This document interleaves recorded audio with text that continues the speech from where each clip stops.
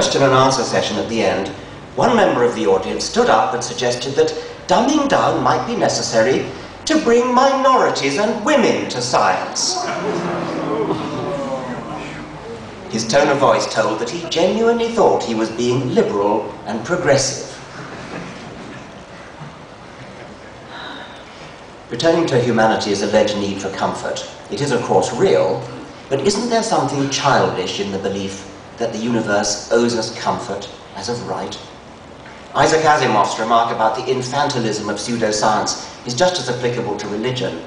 Inspect every piece of pseudoscience, and you will find a security blanket, a thumb to suck, a skirt to hold.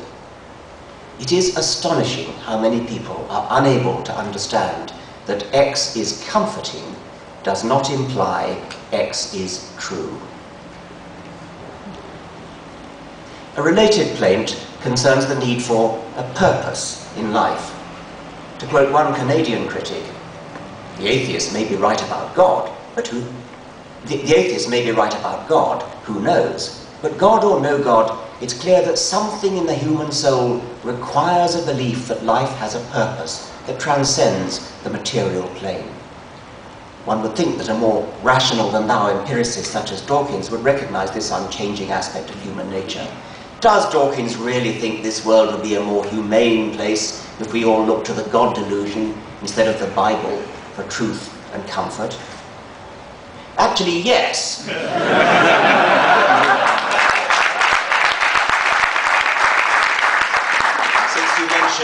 Since you mention humane, yes, I do. But I must repeat yet again that the consolation content of a belief does not raise its truth value. Of course, I can't deny the need for emotional comfort, and I can't claim that the worldview adopted in my book offers any more than moderate comfort to, for example, the bereaved. But if the comfort that religion seems to offer is founded on the neurologically highly implausible premise that we survive the death of our brains, do you really want to defend it? In any case, I don't think I've ever met anyone at a funeral who dissents from the view that the non-religious parts, eulogies, the deceased's favourite poems or music, are more moving than the prayers. Having read The God Delusion, Dr. David Ashton, a British consultant physician, wrote to me on the unexpected death on Christmas Day 2006 of his beloved 17-year-old son, Luke. Shortly before Luke's death, the two of them had talked appreciatively of the charitable foundation that I am setting up to encourage reason and science. At Luke's funeral on the Isle of Man, his father suggested to the congregation that if they wished to make any kind of contribution in Luke's memory, they should send it to my foundation, as Luke would have wished. The 30 cheques received amounted to more than £2,000, that's about $4,000, including more than £600 from a whip round in the local village pub. I've learned that whip round is not a phrase that's known in this country. It means passing a hat round the pub. This boy was obviously much loved. When I read the order of service for the funeral ceremony, I literally wept, although I had never met Luke. And I asked for permission to reproduce it at richarddawkins.net. A lone piper played the Manx lament, Ellen Vallon. Two friends spoke eulogies. Dr. Ashton himself recited Dylan Thomas's beautiful poem, Fern Hill. Now as I was young and easy under the apple boughs. So achingly evocative of lost youth. And then I catch my breath to report he read the opening lines of my own Unweaving the Rainbow, lines that I have long earmarked for my own funeral. We are going to die, and that makes us the lucky ones. Most people are never going to die because they're never going to be born.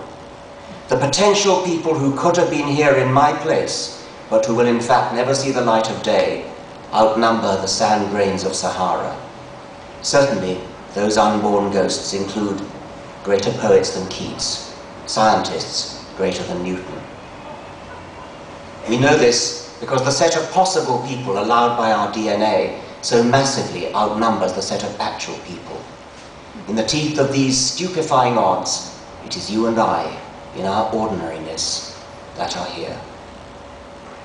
We privileged few who won the lottery of birth against all odds, how dare we whine at our inevitable return to that prior state from which the vast majority have never stirred. Obviously, there are exceptions, but I suspect that for many people, the main reason they cling to religion is not that it's consoling, but that they've been let down by our educational system and don't realize that non-belief is even an option.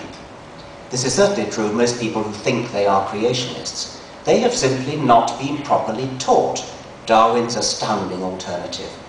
Probably the same is true of the belittling myth that people need religion.